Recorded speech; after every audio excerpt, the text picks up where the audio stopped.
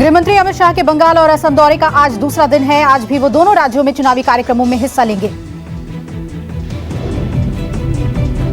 अमित शाह सुबह पहली जनसभा झारग्राम में करेंगे। इसके बाद दोपहर 1 बजे बंगाल के रानीबंध में उनकी रैली है।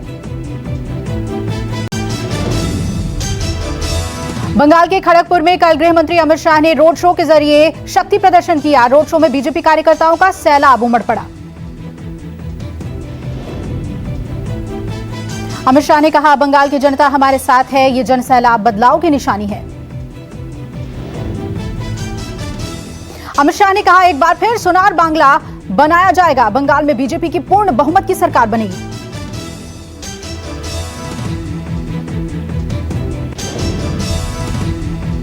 चोट के बाद फिर चुनाव रण में उतरी ममता बनर्जी। व्हील चेयर पर पुरुलिया में करेंगी रैली। डॉक्टरों की टीम भी रहेगी साथ। दोपहर 1:30 बजे पुरुलिया के झालदा में रैली को संबोधित करेंगी ममता। इसके बाद 3 बजे पुरुलिया के बलरामपुर में करेंगी रैली। रैली के दौरान ममता बनर्जी के साथ दौरे पर रहेगी डॉक्टरों की टीम। अगले कुछ दिनों तक उनके हर दौरे पर साथ रहेगी डॉक्टरों की टीम। चोट के बाद पहली बार प्रचार के लिए ममता सड़क पर उतरी। ममता व्हील चेयर पर गांधी मूर्ति से हाजरा तक रोड शो उन्होंने किया।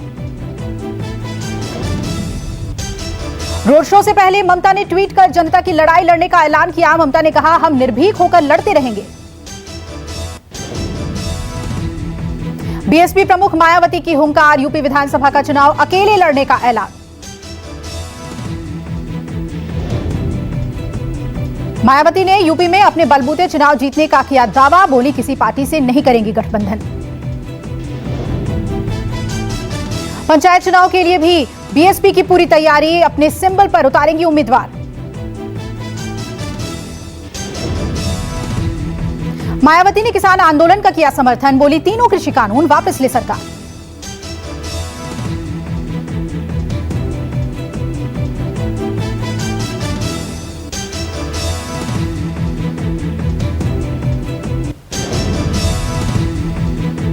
मेघालय के राज्यपाल सत्यपाल मलिक कृषि कानूनों को लेकर आंदोलनकारी किसानों के समर्थन में आए। मलिक ने पीएम और शाह को किसानों को नाराज नहीं करने की अपील की। राज्यपाल मलिक ने दावा किया कि किसान नेता राकेश टिकैत की गिरफ्तारी उन्होंने ही रुकवाई थी।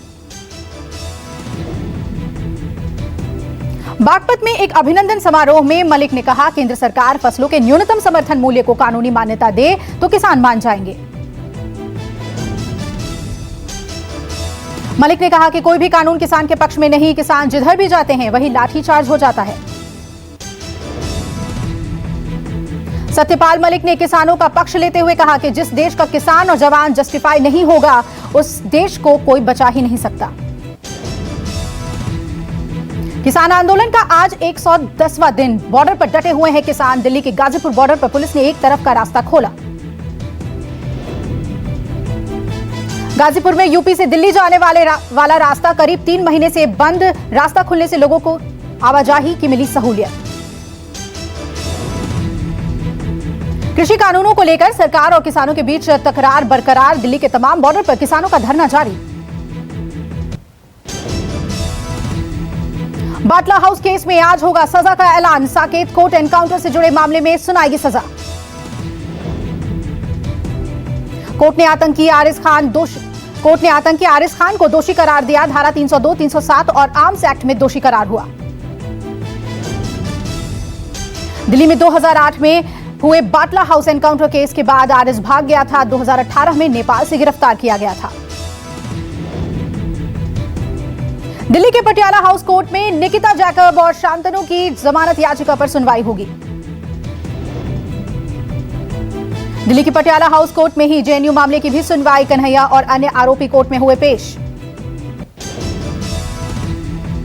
बीजेपी सांसद कौशल किशोर की बहू अंकिता ने सांसद के घर के बाहर पहुंचकर अपने हाथ की नस काटी। आत्महत्या की कोशिश करने से पहले सांसद की बहू ने बनाया वीडियो। सुसाइड के प्रयास से पहले सांसद की बहू का एक वीडियो सामने आया जिसमें उसने कहा था कि मैं जान देने जा रही हूं।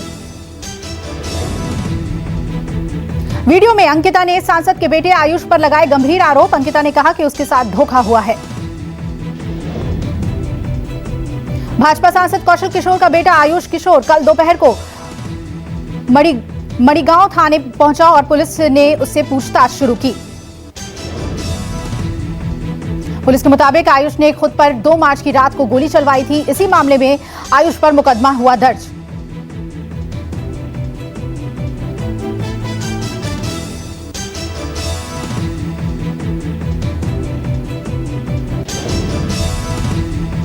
देश में फिर कोरोना संकट बढ़ा। 24 घंटे में 26,000 से ज्यादा मामले सामने आए। आंकड़ों के मुताबिक एक दिन में 26,291 लोग संक्रमित हुए।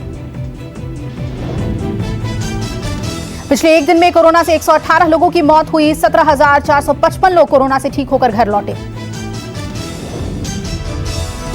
अब देश में कोरोना के कुल मामले बढ़कर 1,13,85,000 से ज्यादा हुए। कुल 1,58,725 लोगों की मौत हुई।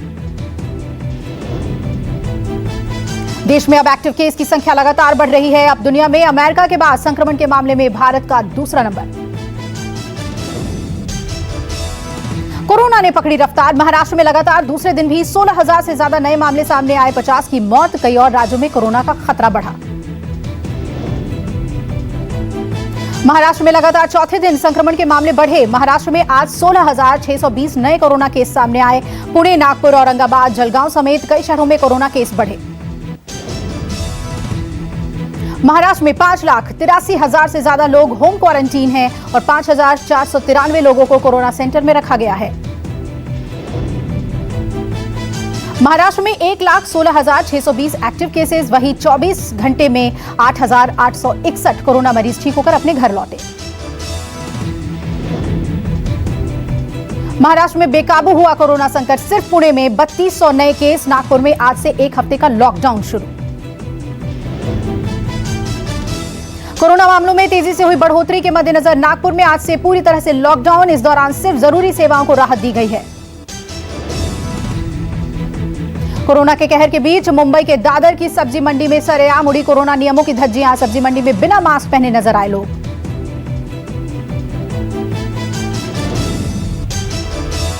महाराष्ट्र में कुल रिकवरी रेट 92.21%। राज्य में अब तक कुल 21,34,072 लोग कोरोना से रिकवर हुए।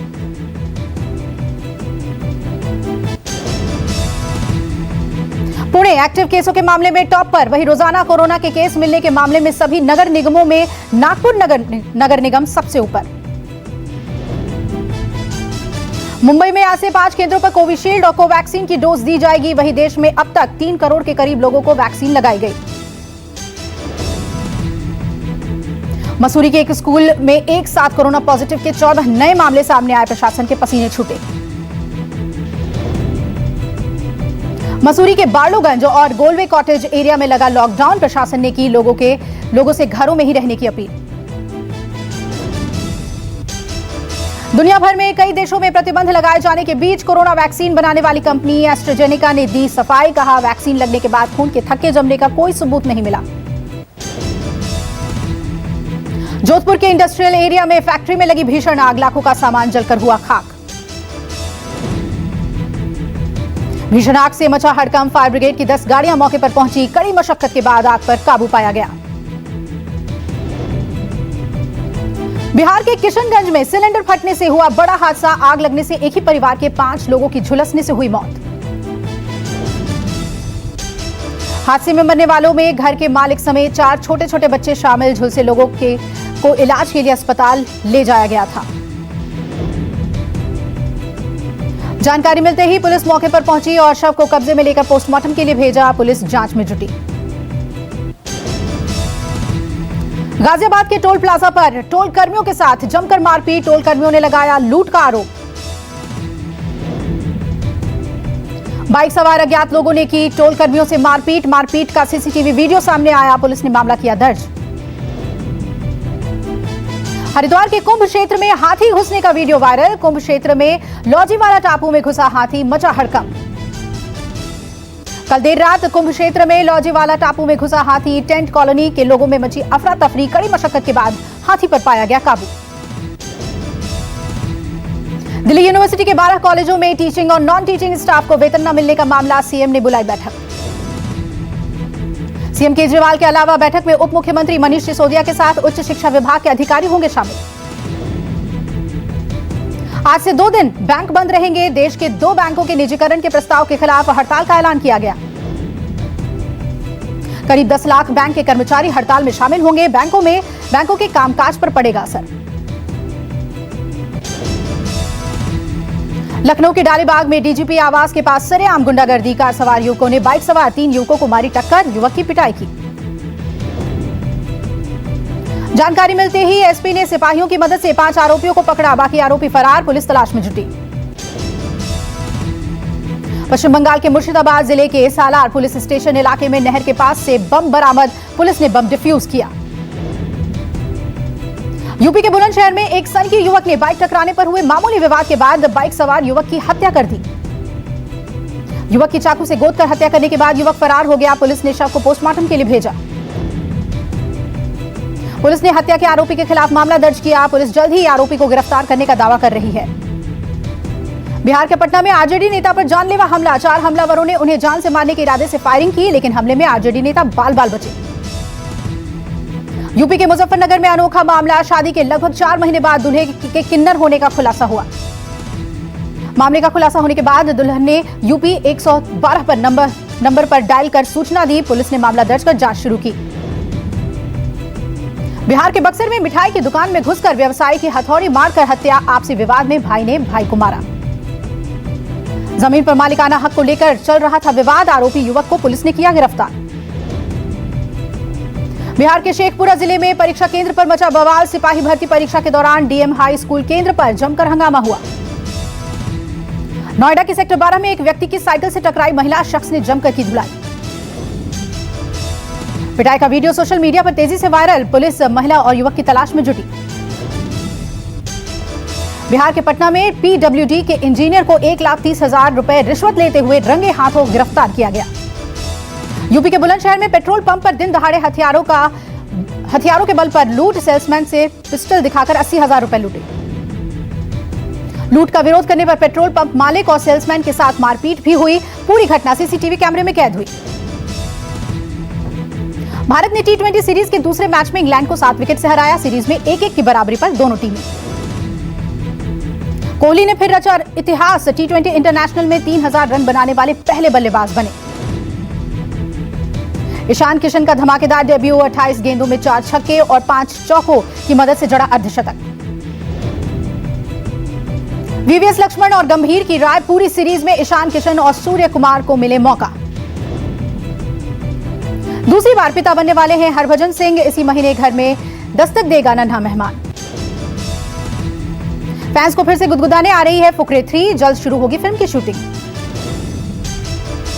जावेद अख्तर ने लॉन्च किया गाना तोरे नैना। सिंगर अंकुर गुप्ता को लेकर हुए इमोशनल। सिद्धांत चतुर्वेदी हुए कोरोना पॉजिटिव। खुद को घर पर ही किया क्वारंटीन।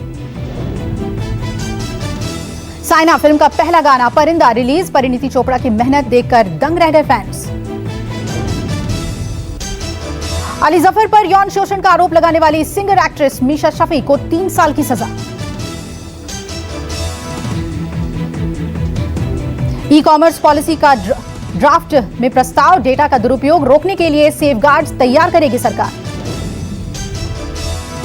मुख्य आर्थिक सलाहकार कृष्णमूर्ति सुब्रमण्यम बोले, भारत को इस समय आर्थिक वृद्धि की जरूरत। स्टार्टअप डेमोक्रेटिका ने लॉन्च किया बोल सुबोल ऐप। मिलेगी आर्थिक जानकारी और चुनावी आंकड़े। दिवाली पर लॉन्च हो सकती है Honda HRV hybrid SUV। 26 kilometre पर लीटर के एवरेज के साथ होगी कार। 1 अप्रैल 2022 से 15 साल पुराने सरकारी वाहनों का लाइसेंस नहीं होगा रिन्यू। जल्द लागू हो सकता है नियम। नेटफ्लिक्स पर आ रहा है नया फीचर। दोस्तों के साथ नहीं कर पाएंगे पासवर्ड शेयर। लॉन्च से पहले MI 11 Lite 5G और Poco X3 Pro की कीमत हुई लीक। 35,500 रुपए के आसपास हो सकती है कीमत। Asus Zenfone 8 सीरीज के स्पेसिफिकेशन लीक। स्नैपड्रैगन 888 प्रोसेसर समेत मिल सकते हैं कई दमदार फीचर्स। 23 मार्च को हो सकता है एप्पल इवेंट। नए हार्डवेयर प्रोडक्ट्स लॉन्च कर सकती है कंपनी।